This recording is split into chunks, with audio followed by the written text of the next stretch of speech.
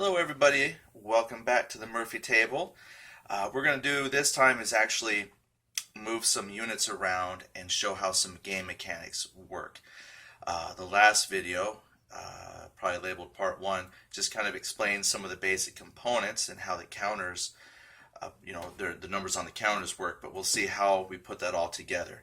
Now with the rules, I don't have final rules. Remember, all this is just some playtest components. The game hasn't even hit Kickstarter yet. Now the rules that you're going to get with the Platoon Commander Kursk, this is probably going to be like version 2.0 rules, and actually those rules will be workable for all the games. All the games in the series will be able to use those rules because they're the generic game rules. Then what you'll have are some rules specifically for, say, like Kursk, and then if we put any other games out, they'll have module rules. So you're going to have one set of rules to cover all of the Platoon Commander games, and then you'll have the module specific rules. So for example, this will have Kursk specific rules. Now, the game sequence, that's where this works. Now, the rules, I mean, look at this. It's like 9 pages. There's actually 8 pages of rules. So you're going to see there's page 9. That's where the last set of rules are. So that's 9 pages. But then the first page here is the cover table of contents. So the game is very, very simple. Well, you say simple. The rules are very, I'll say they're easy. They're really, really good. The focus is on the gameplay, and I think it works very, very well. So very streamlined rules. Anybody can pick this up, start moving stuff along and playing. So here we have outline of play. Very simple. There's 9 steps. So let's take a look at the steps. So first there's determine initiative.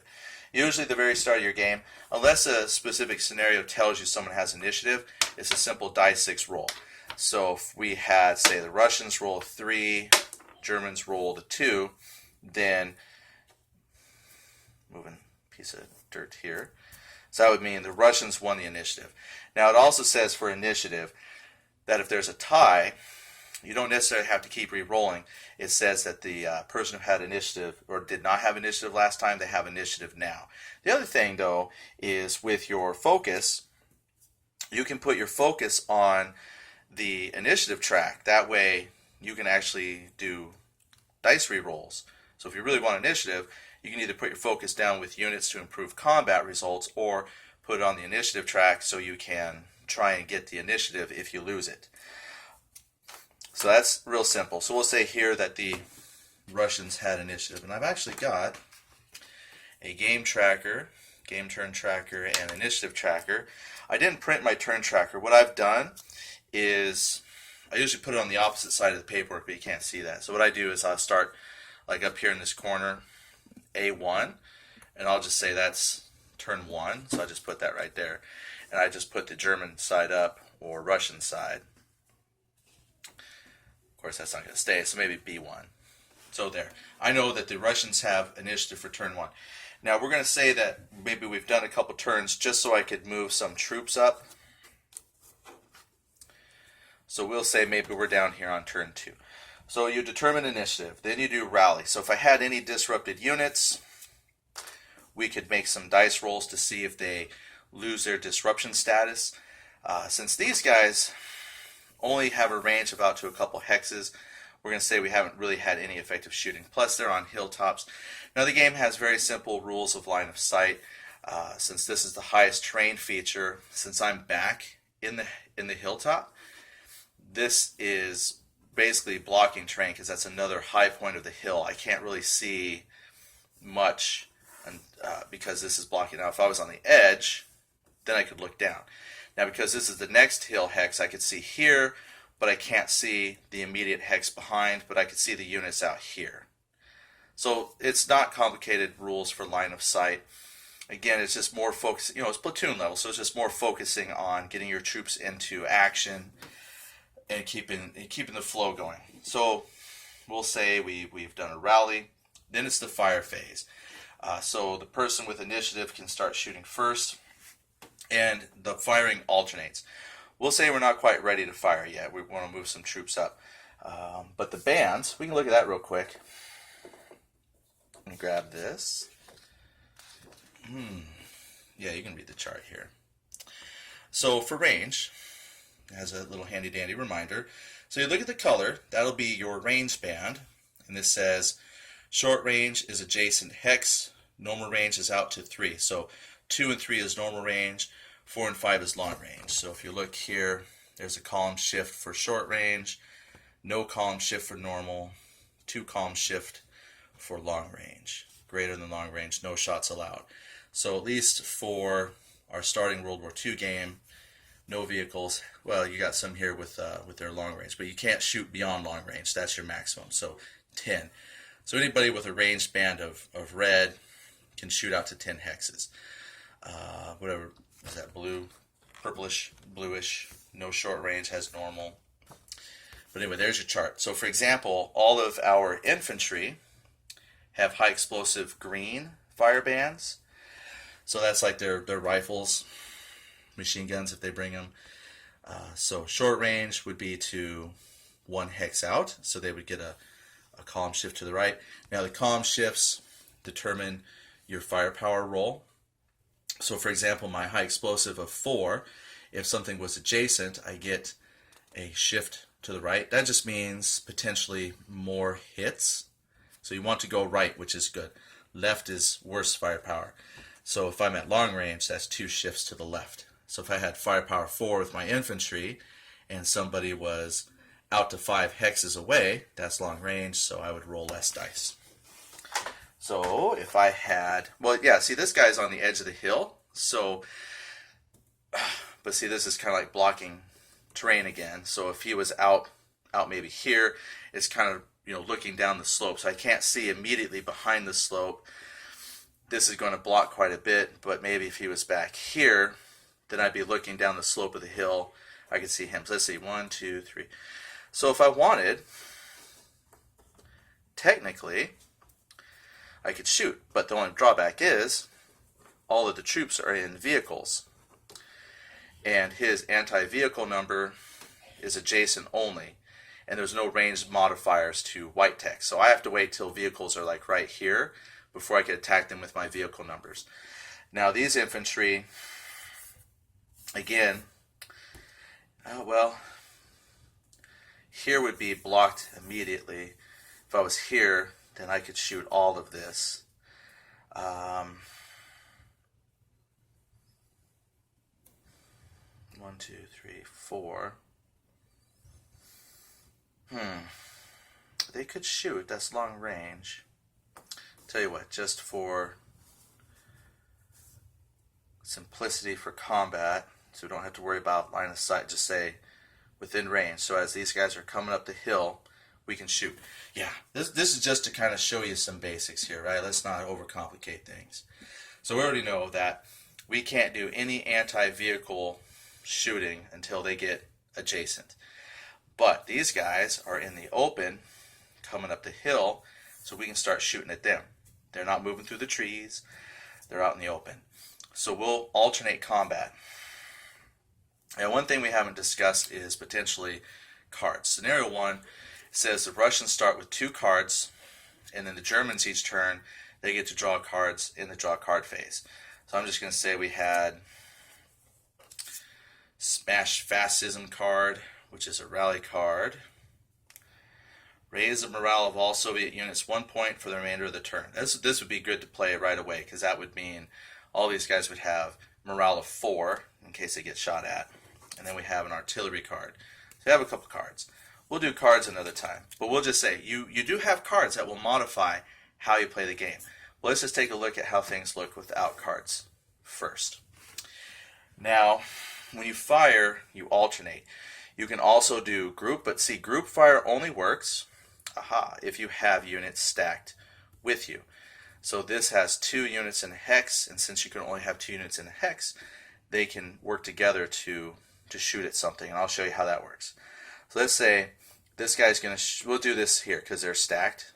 So they're going to shoot, and they're going to count 1, 2, 3, 4. Now we know that green is 3 is normal, but 4 and 5 is long range. So he's at long range.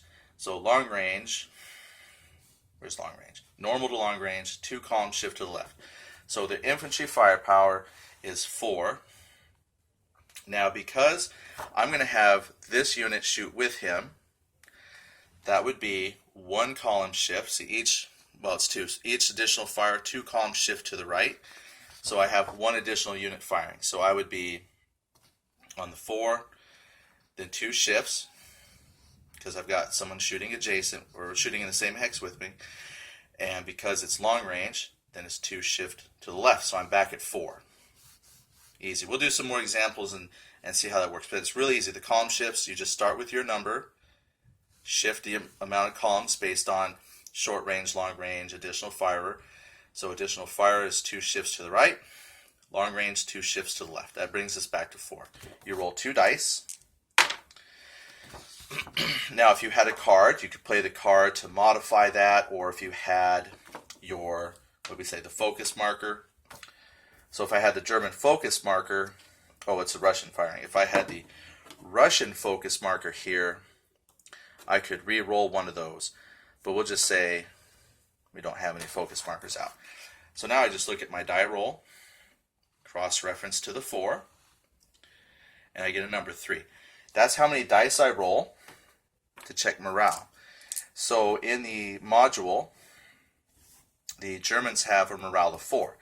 So there was 3 potential hits.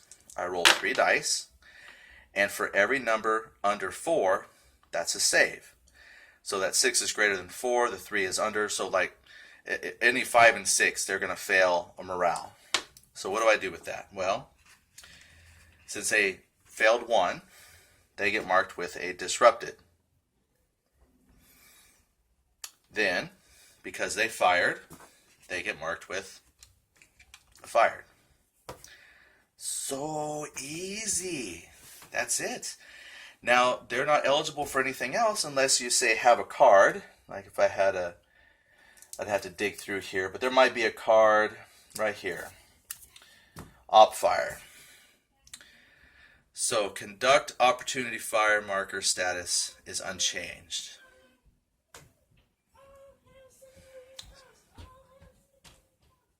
Is that the one I was thinking of? Yeah, I think that one will let you do it. So even if you're fired, you can still fire. Let's see here real quick. Well, like here would be an example of another card you could play either doing the fire or movement. You could remove the move or fire marker from someone, and then that would let you, fire with that unit. And I believe that op fire, then that's going to let you conduct an op fire even though he's marked fired.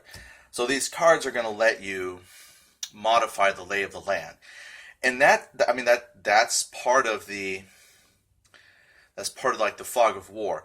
Just because he's marked fired, there's a chance he could still perform some actions based on the cards you have. But just in the basic realm of what we got, that stack is marked fired. You could technically put a fired on each marker. I'm just going to put it on the top to represent the stack is fired. They're disrupted. Then you alternate firing. I could look to see if any of these want to fire or if my vehicles want to shoot. They want to move, so I'm going to wait till they move. Now, you could also not fire in your fire term and then wait for opportunity fire when these guys move. There's lots of choices for you to make, but we're not going to shoot.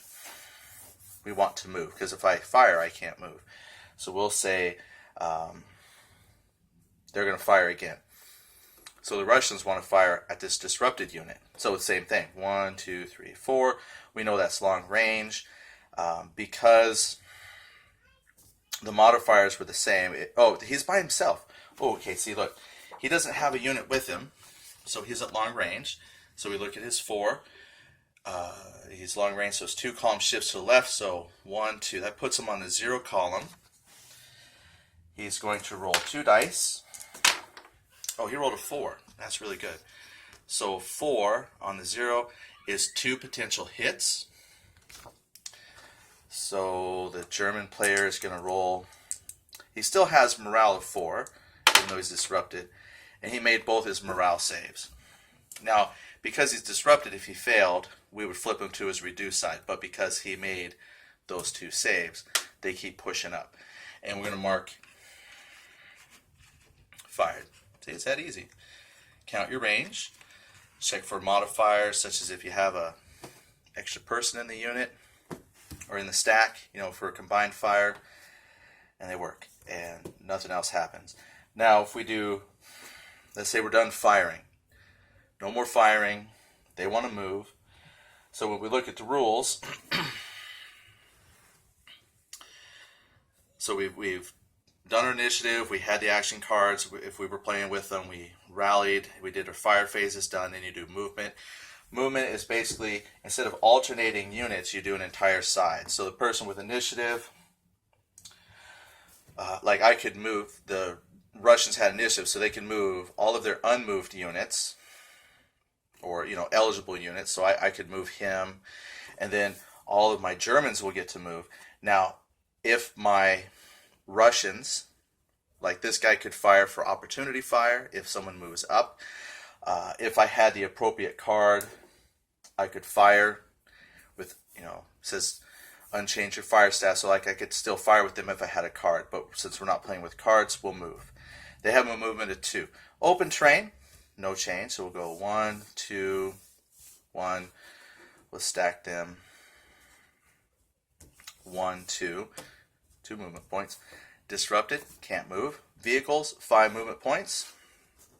This cultivated doesn't affect movement, so 1. Uphill is an extra. 2, 3. I got 5 movement. Now with the vehicles, if you move half your movement round down, you can unload troops.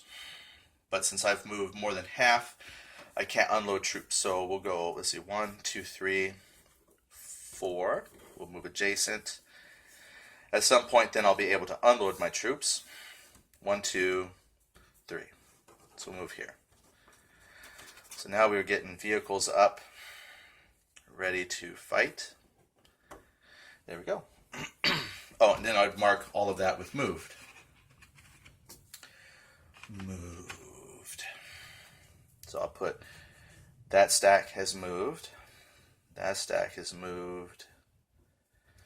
And that stack is moved. Now with saving him, he could have done opportunity fire. So let's just say this was the last stack to move.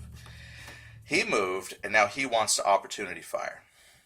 It's now same rules of combat, except now because this is a stack of vehicles, we'd use his vehicle value, which is 0. They have a defense of 2. So he's going to roll in the -2 column of the firepower table. Well, there's no -2, and he doesn't have enough for -4, so it's going to be on the 0. Now, because he's adjacent, and that's a white number, there's no short range. So it's just strictly his firepower, subtract the armor, and that's your initiative value. Like if it was tanks, you would take the attacking tank's attack value, subtract the defending tank's armor value, and get your table number. Simple. So we're going to roll on that 0 column. Now, there's 2 vehicles, so when I roll to see how many hits, if we get any, we just evenly distribute the hits. So I'm going to roll 2 dice. I rolled an 8 on the 0 column, which tells me 1 potential hit. They have morale of 4 because they're German, so I just roll 1 die. I rolled a 2. They made their save. So he attacked with whatever he's got, Molotovs, grenades, whatnot, unfazed the assaulting vehicles. Now, I will say this, I did forget this. There's a subscript number. This has a -1, so this will change things. Basically, when you make your attack roll, you subtract that little subscript number. So when this number will modify your roll. Like, so for example, here, if this vehicle attacks other armored vehicles, there's a -2 value to his attack roll. So machine guns don't do very good against like armored tanks.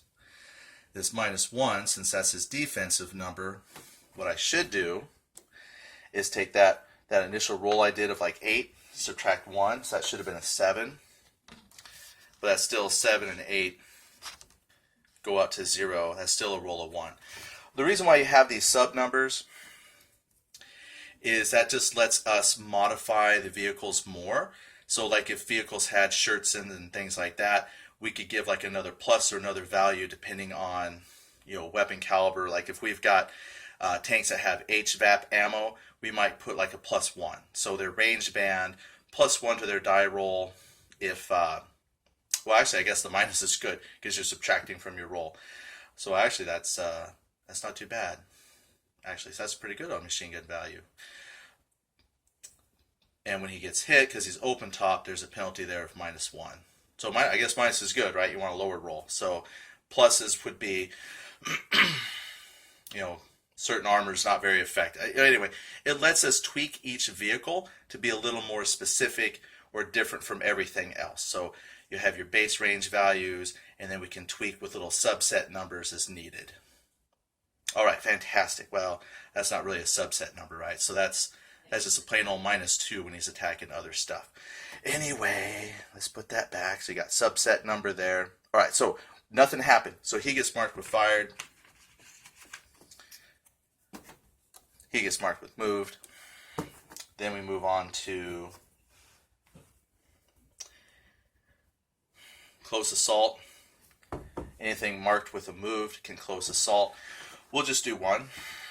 Now remember, you can't move into the opponent's hex, so as long as you're adjacent and you're marked with a moved, you can close assault. And then basically, since all of these vehicles, you don't count the troops inside, so since those half tracks have 4 and 4, you add their close assault values together and compare that with the defender's close assault. So 4 and 4 is 8, defender is 8. That gives us a essentially a 1-to-1 odd. So that's what you do here. You don't subtract, you just get yourself an odd. So if I had, say, 12 and that was 4, that'd be 3-to-1 odds. So 8 and 8 is 1-to-1. So I roll 2 dice. I rolled a 9. So I look down here, 9 on the 1-to-1. The first column is for defender. The second column is for the attacker. So 9 on 1-to-1 means defender's going to roll 6 dice for, wrong.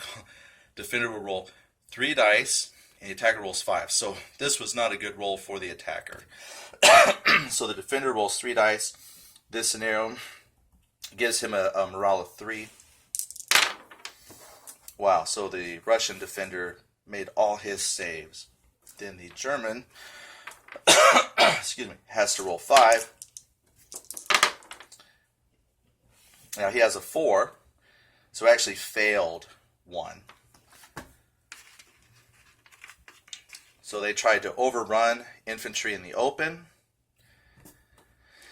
and they failed, so they become disrupted. Now if the defender takes more wounds than the attacker, they have to back out if they're not eliminated, and then the attacker can move forward. But since the attacker failed, they just stay right there. That's it. They got marked disrupted. And then we would go to housekeeping. So we would take off all the markers except disrupted. So we'll just remove everything real quick. Boom. Pop it off. We would then lay down focus and aid. So as a German player, I'm going to put a focus here, give myself a boost to combat. They know combat's coming, so the Russian player puts a focus there. Russian has, let's say he's going to put his aid marker here because he might take casualties down the road, and then aid marker here. Then we move into the next turn. That's it. Now one day we might play more, and without having to stop and explain everything, it might go quicker, just kind of show you move and shoot, move and shoot. But that's how the game plays in a nutshell. Stay tuned for more. I definitely want to put out some more gameplay, ask questions. The Kickstarter hasn't started yet, but as we get closer to the Kickstarter and through the Kickstarter, we want to play more demos, show some of the different scenarios, just to kind of get you excited for how things go. Well, at least I hope you're excited. Anyway, thanks for watching, and we'll see you later.